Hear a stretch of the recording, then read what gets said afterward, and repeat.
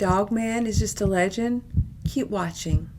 From shadowy figures stalking rural backroads, from towering wolf-like creatures emerging from the tree line, these sightings have left witnesses shaken, speechless, and forever changed. If you've ever wondered what really growls in the wilderness after sunset, you're in the right place. Don't forget to subscribe, and let's take a look.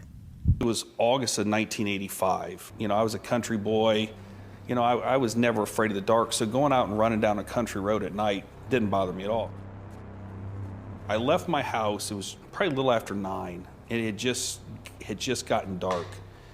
But it was a very clear night. It was really clear, visibility was good. So I made it down the State Route 19, and I was on my way back.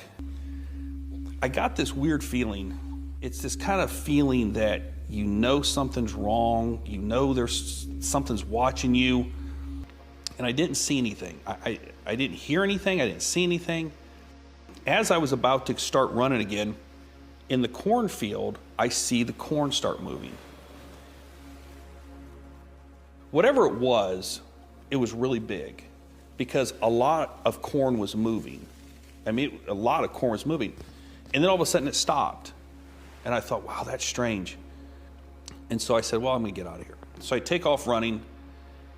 And when I took off running, whatever was in the corn takes off running too. But this thing started running with me. And when I say it started running with me, it was pacing me. And it kind of freaked me out, so I stopped. And when I stopped, it stopped. So I stood there, and as I stood there staring at the corn, not a single stalk moved. It was perfectly just still. And when I took off, it takes off simultaneously. And it's pacing me. And I start running faster, and it starts running faster. I realize, this thing's stalking me. Whatever's in the corn. When I get to Route 4 and I turn left to go home, I'm gonna run right into it. I'm gonna intersect with it. And one of my best friends who lived just down the road from me, he was to the right. So I made up my mind I was just going to stay on the road. And when I get to Route 4, I'm gonna cut right, and I'm gonna run to his house. So I realized that as I'm going to get there, I'm gonna run out of corn. So whatever's in this corn is going to come out before I actually get to Route 4. So I told myself, don't look. I'm coming to the end of the corn. And I looked. I couldn't help myself. I could not help myself. And that's when I saw it. This thing emerges from the corn, and it was about 6 feet tall, because that's how tall the corn was. And it had the head of a dog, high pointed ears, and its shoulders were rolled and its arms were long. And I remember it just turned its head like this and looked at me. I saw its head, I saw the ears, and the only frame of reference that I had was it looked just like the Egyptian god Anubis. That's the best way I could describe it. It looked like, or anything like that. But I saw its torso, but when it turned and looked at me, it just looked like it had this massive chest. So I take off across Route 4. So I'm gunning it as fast as I can. This thing has dropped to all fours and is chasing me. As I'm getting closer to my buddy's house, I knew that they had an in-ground pool, and they had a fence around, a chain link fence. So I jump and I throw my feet up like in the air, like the old Fallsbury flop high jump. I land in like a stumbling motion, and I just dive headfirst into the pool. And I'm blowing out my breath, and I'm going down, and I can still feel it sliding down, because the pool was 10 feet deep. And I'm sliding down, I blow all the air out, and I get to the bottom, and I somehow pinch my nose, and I look up, and I'm fully expecting to see this thing with the rolled shoulders and the dog head and the big chest sitting on the side of the pool. But it seemed like a long time I was on the bottom of the pool, and I'm looking up, and I don't see anything. So I'm like, oh, thank God. I climb up out of the pool and I run and I rip that door open. I slam the door and I remember screaming, turn the lights out, turn the lights out. And he has no idea what's going on. So we turn the lights out and I'm just looking out the windows, thinking, is this thing out there?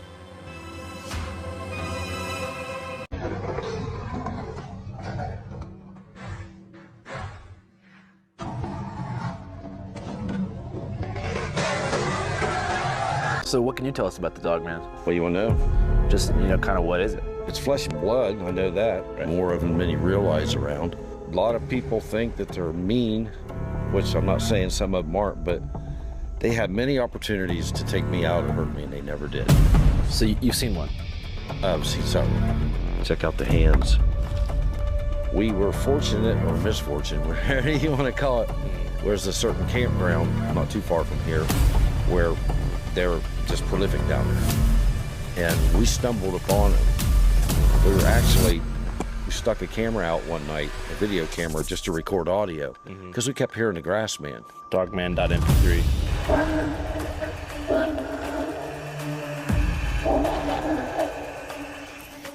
But when you hear that, oh my God, it is just instantly, just the fear, your heart starts beating. Yeah. Then you get up in there in the woods about 3 in the morning, and you start seeing their silhouettes going between the trees, and you hear them growling. You see he's in motion.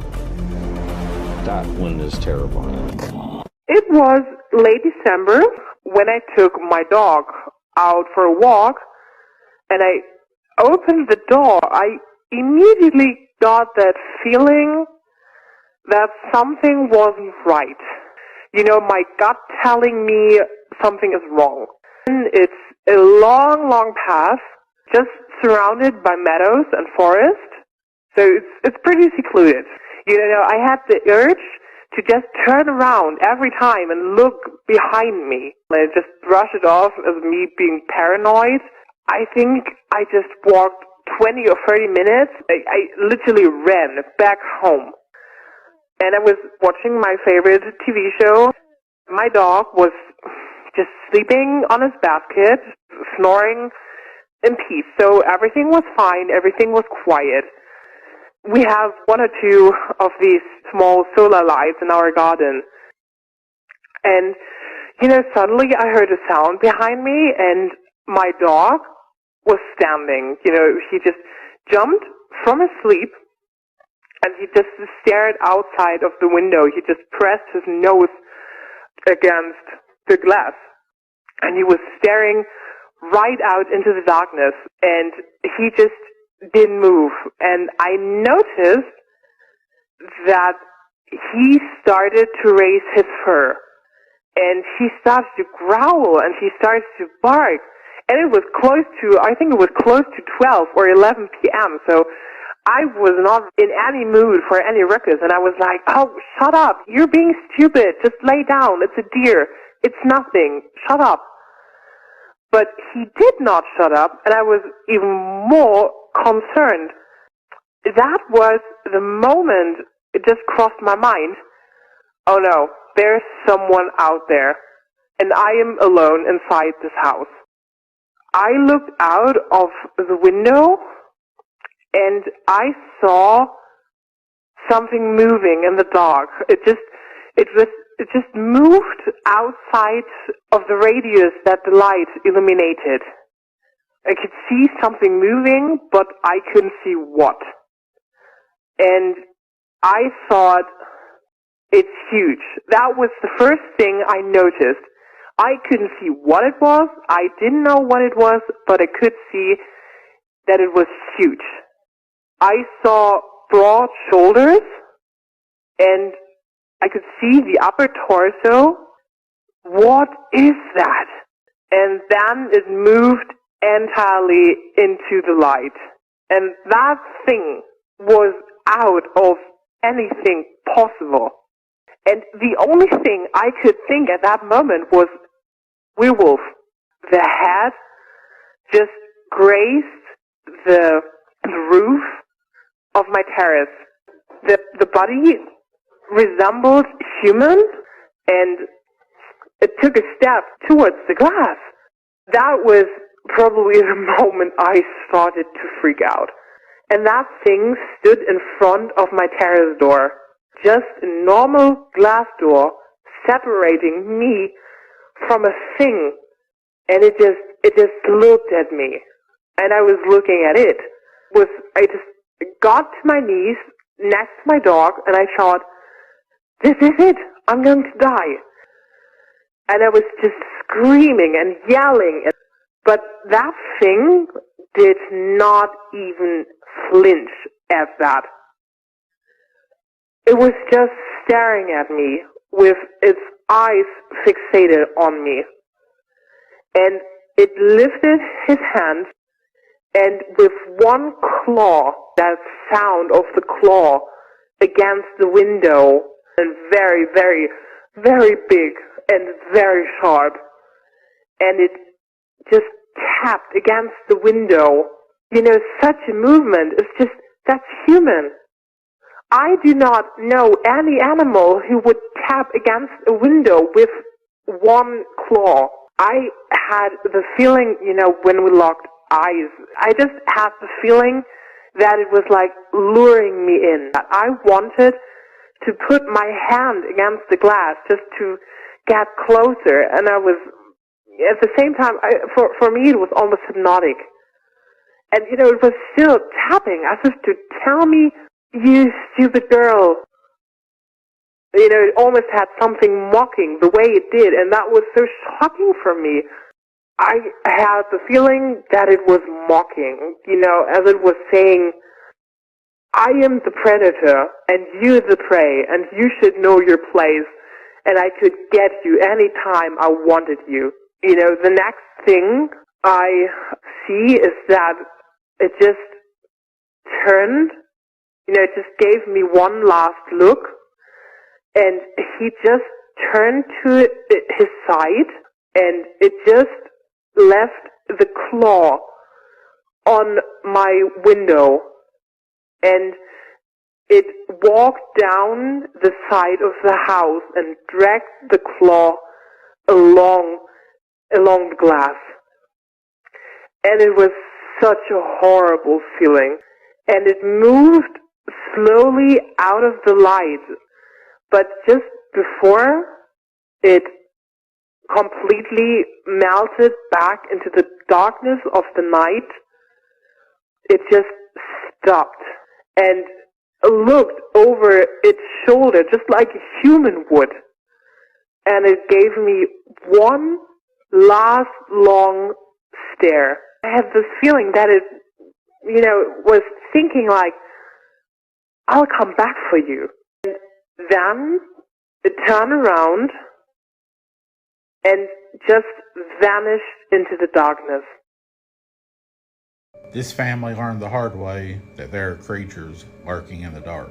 This gentleman and his entire family moved to southern Illinois around the Ozarks, the Shawnee National Forest, simply because they all love the outdoors and wildlife. They were very adventurous. They had several ATVs and a V8 powered buggy that they just loved exploring the trails and just being out in nature as much as possible.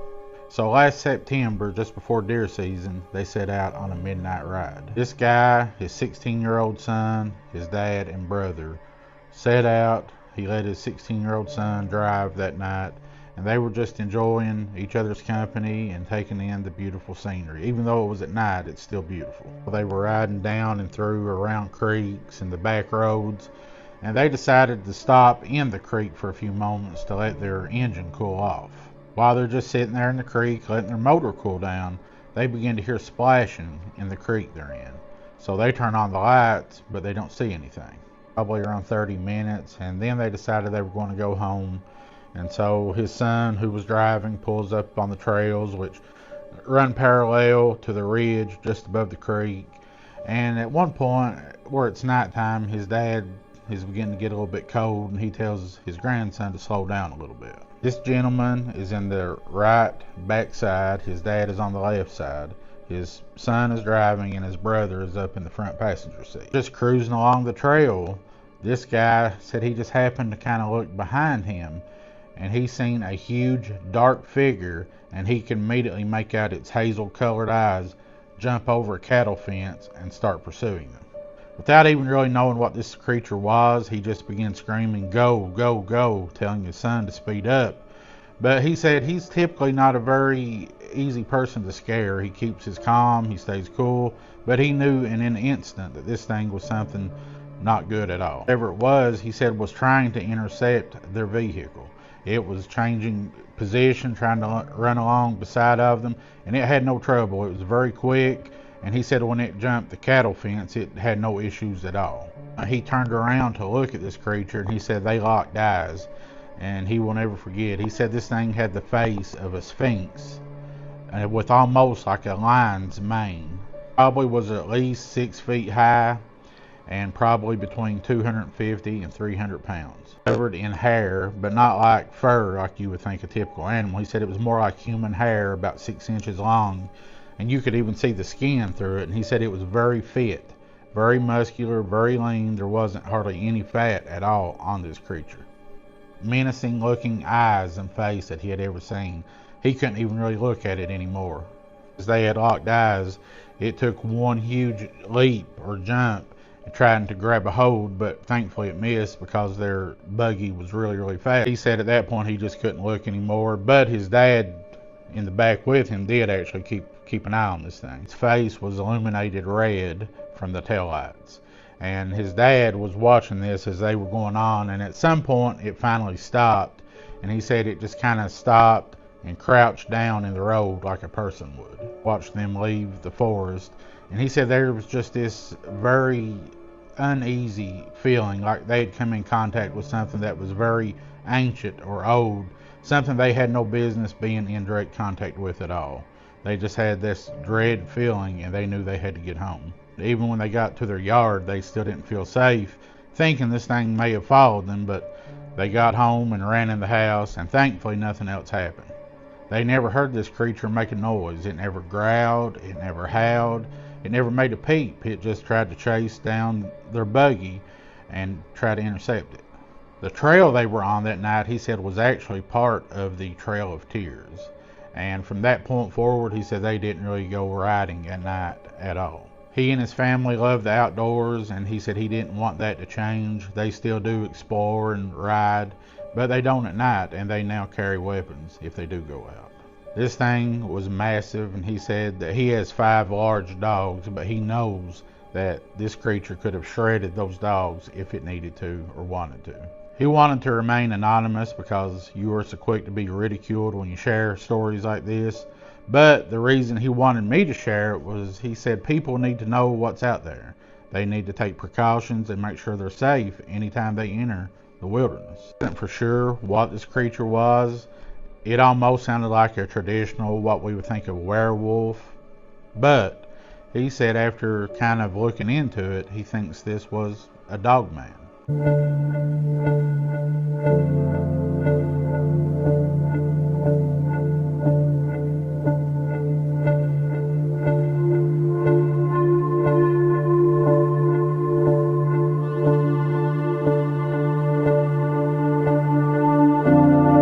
Thank you for watching. If these Dogman encounters sent a chill down your spine, make sure to subscribe, like, and drop your thoughts in the comments below.